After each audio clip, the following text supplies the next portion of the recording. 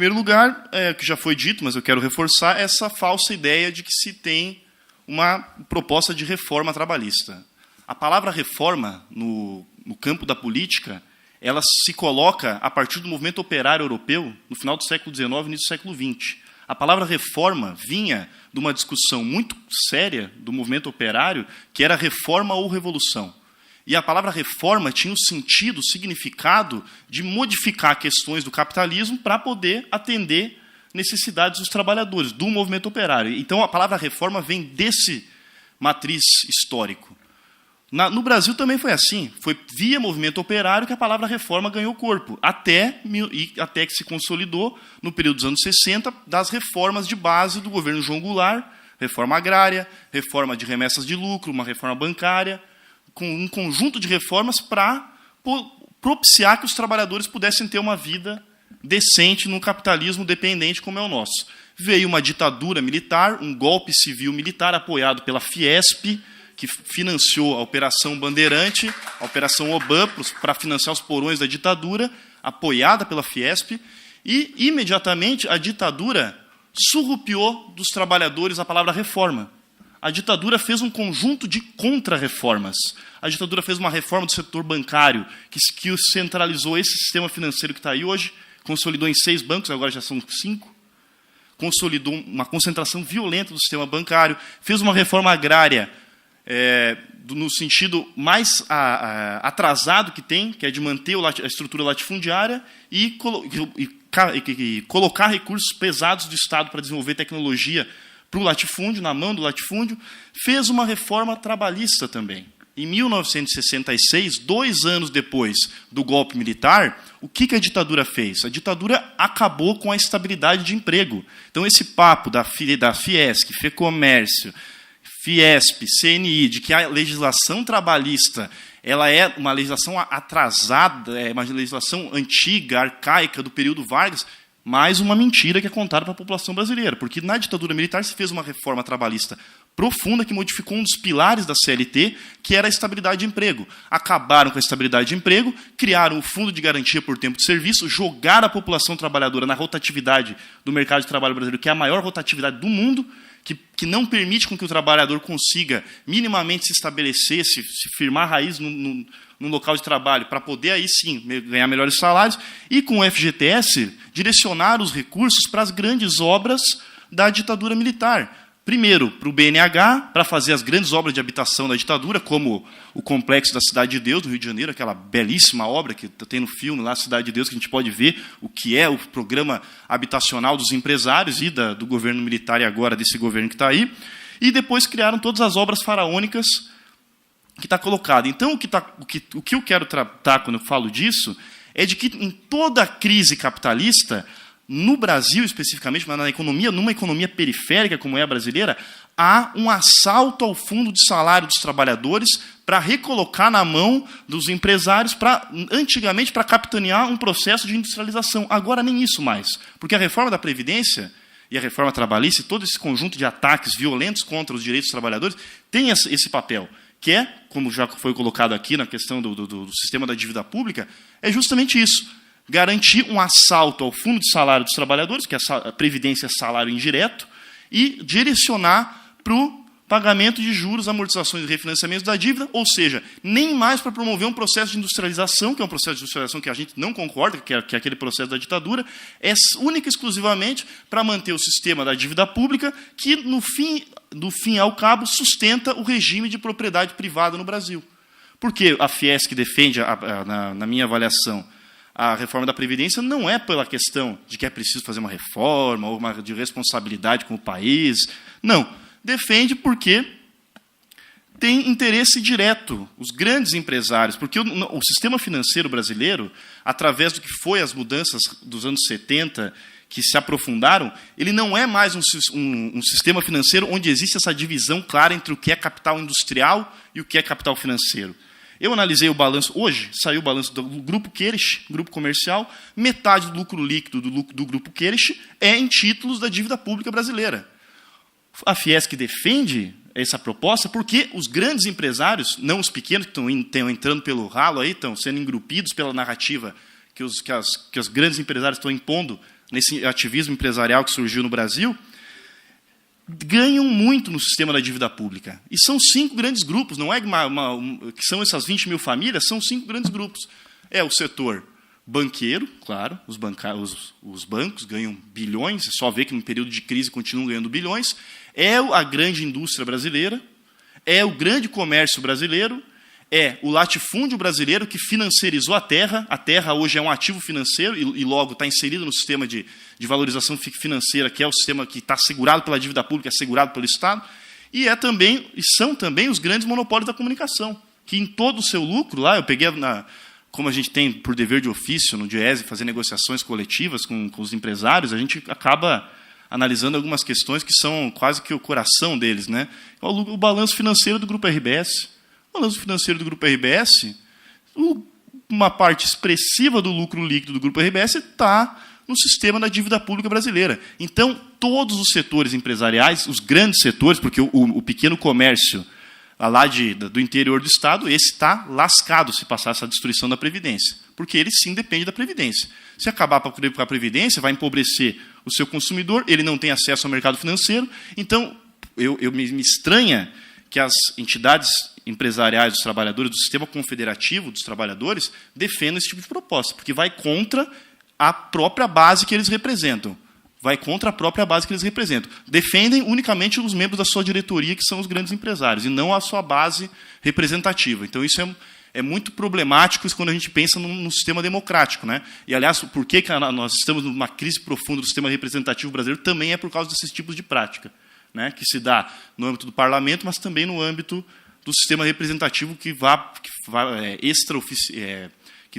faz parte do Estado ampliado. Todos eles estão defendendo interesses que dizem coletivos, mas que são interesses individuais.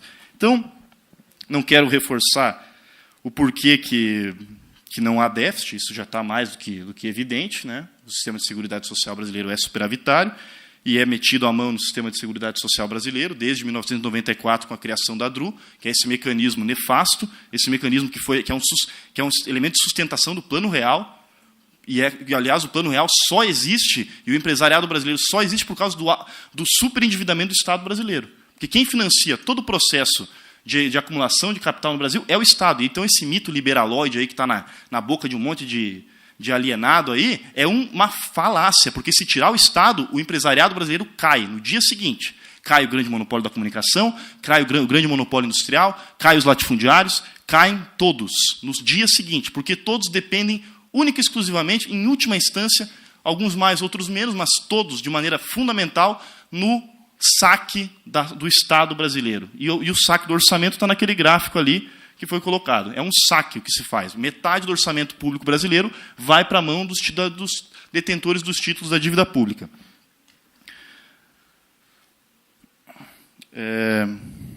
Quais são os impactos dessa reforma, dessa destruição da Previdência para a sociedade brasileira? Em primeiro lugar, do aspecto individual, né, do trabalhador individual, esse que contribui para a Previdência. Em primeiro lugar, que ao colocar o tempo mínimo de contribuição de 25 anos, que na prática são 300 meses, né, tem essa ilusão de que é 25 anos, não, são 300 meses de contribuição. São 300 meses de contribuição. Na prática, o que eles colocam é que hoje já, no atual regime, onde se exige no mínimo 15 anos de contribuição, 40% da população trabalhadora brasileira só se aposenta pela idade mínima, porque chega nos 65 ou nos 60 no caso da mulher, ou nas outras idades no caso dos rurais, no caso dos trabalhadores da rede pública, da rede básica de ensino, não atingem nem 15 anos de contribuição. Então, essa proposta, ao colocar essa amarra nos 25 anos de idade mínima, vai, de cara, retirar a possibilidade de acesso ao benefício da aposentadoria para amplos setores sociais. Obviamente, os setores mais precarizados. Os setores que estão no mercado de trabalho, principalmente no mercado de trabalho, onde 80% da força de trabalho ganha até 3 salários mínimos. Não é essa força de trabalho que ganha um valor extraordinário, como se vende essa ideia de que o salário é muito elevado no Brasil e traz a Justiça do Trabalho traz insegurança jurídica e todo esse papo. Não, é no mercado de trabalho extremamente precarizado, que é o mercado de trabalho brasileiro, onde a média de contribuição anual do trabalhador formal é de 9 meses.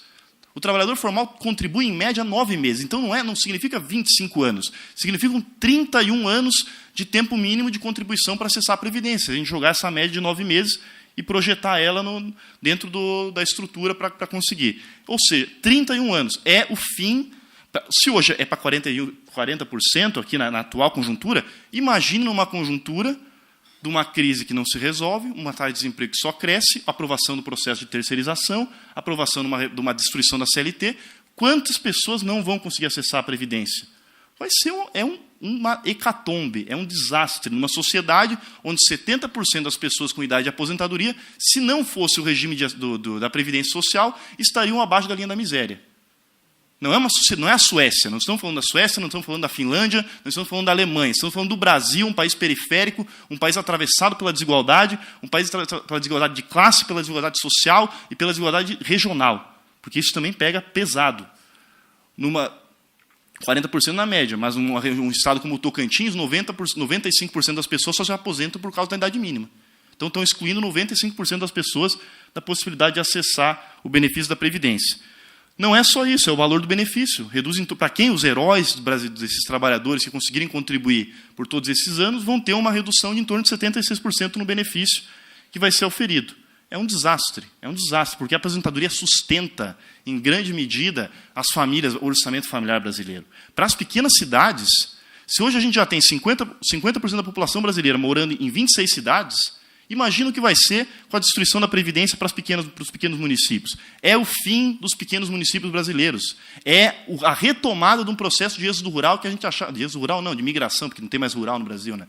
90% da população é urbana. Mas é a retomada de um processo de migração gigantesco que, se a gente tem crise urbana no Brasil, que a gente sabe que tem, e o início de 2017 provou que tem, e ele é gigantesco, uma chacina nos presídios, uma greve da Polícia Militar no Espírito Santo coloca as entranhas da sociedade à mostra, e em Florianópolis, a nossa capital maravilha, 53 assassinatos em menos de 3 meses. 53 assassinatos. O que vai acontecer quando acabar com a Previdência? O que vai acontecer quando acabar com os direitos trabalhistas? A gente, que eu me coloco privilegiado, porque sou economista, informação, vocês advogados, muitos de nós acham que nós temos uma condição diferenciada, até que um moleque da rua vinha com 38 apontar na sua cabeça, e que vai acontecer, porque a crise social está colocada, já está colocada, não é que está para ser colocada, está colocada e vai só se aprofundar com esse tipo de destruição, que está colocada aí pelos grandes setores econômicos apoiados pelo seu governo. Né? E não quero com isso dizer que o governo anterior era o governo dos trabalhadores, porque tinha um conjunto de problemas também para ser colocados.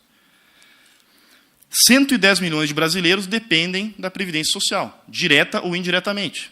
110 milhões. Vai se destruir o direito de 110 milhões para proteger essas 20 mil famílias que são proprietárias da propriedade privada. Né? Proprietárias da propriedade é uma redundância, mas é bom reforçar. Dentro, como já foi colocado, do novo regime fiscal do Estado. Vai acabar com a vinculação do salário mínimo, do reajuste do salário mínimo do benefício da Previdência, dentro do regime fiscal que já vai congelar por 20 anos. Então, se aquela pizza ali que foi mostrava o seguinte: o primeiro gasto, de fato, era o título da dívida pública, né? Essa sangria do recurso público. O segundo é a Previdência. Então, onde eles vão fazer o ajuste, principal ajuste, vai ser através do reajuste discricionário da Previdência, do benefício da aposentadoria, do pensão por morte, todos os benefícios. Então, isso o que está colocado? Em 4, 5 anos, é um empobrecimento mesmo de quem já está aposentado. Não é só de quem vai entrar, é de quem já está aposentado. Porque 4, 5 anos reajustando abaixo da inflação, como vai ser o que vai acontecer nesse novo regime fiscal, porque é da necessidade do regime, então vai precarizar, vai empobrecer, vai botar na linha da miséria, até mesmo quem já está aposentado. Esse pessoal que acha que está tranquilo. Não está tranquilo, está lascado com todos nós. Ou seja, é um empobrecimento generalizado da sociedade brasileira, é o caos social que está colocado. Não se iludam que isso não aponta para o caos social. O caos social já está colocado no Brasil, quando a taxa de desemprego está atingindo o desemprego aberto, que incorpora o desemprego oculto, vale 21% já, é o desemprego aberto no Brasil. 2 anos de queda de renda dos trabalhadores, que já chega a 10% de queda de renda. Isso é o caos social. É crise social. É sair de uma crise econômica das taxas de lucro da grande burguesia brasileira e transferir ela para o caos social da população, na sua maioria. É isso que está colocado. Não se iludam que é outra coisa, não se iludam que é responsabilidade, porque não tem nenhuma responsabilidade nesse tipo de projeto, não tem nenhuma responsabilidade fiscal. Aliás, a própria lei de responsabilidade fiscal é uma lei de irresponsabilidade, porque ela está responsável com o pagamento da dívida pública. Com o gasto social, ela não tem nenhuma responsabilidade. E, aliás, a PEC 55 é a mutação da lei de responsabilidade fiscal. Não enfrentou a lei de responsabilidade fiscal, entrou na retóricazinha de que tem que ser responsável, agora toma nas costas. Toma nas costas porque ela é a mutação da lei de responsabilidade fiscal dentro do sistema capitalista que funciona em crises periódicas e permanentes. Vai acontecer de tempos em tempos e vai ter outra. Se a população trabalhadora não reagir, não dizer um basta para isso, vai ter outra em pouco tempo.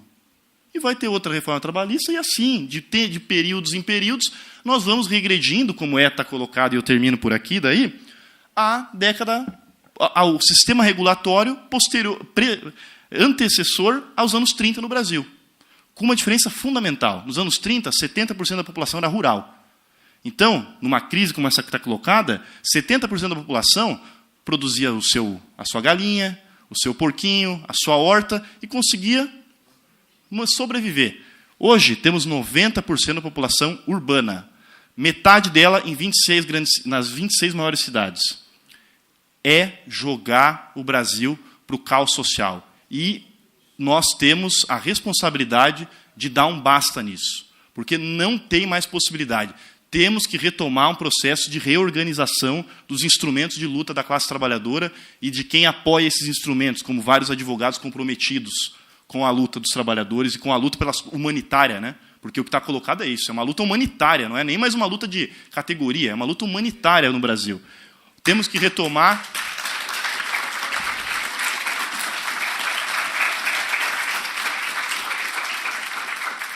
Se nós quisermos uma nova sociedade brasileira, não essa que está apresentada, temos que retomar um sentido de militância política. Militância política de todos, nos seus frontes de batalha, todos, um sentido de militância política, um sentido de entrega a uma causa, porque é isso que se perdeu na política brasileira. E a crise política também, o que está colocado também, é uma crise desse sistema de representação onde não existe mais a figura do militante e da causa política. Então, temos que retomar, se a gente quiser defender um sistema democrático brasileiro, temos que retomar um sentido de militância política, porque, do outro lado, os empresários, através da sua estrutura e através do seu Estado, porque o Estado é o principal órgão de organização, é o principal espaço de organização da classe dominante, é ele que deu o golpe, é ele que está tocando todas as reformas.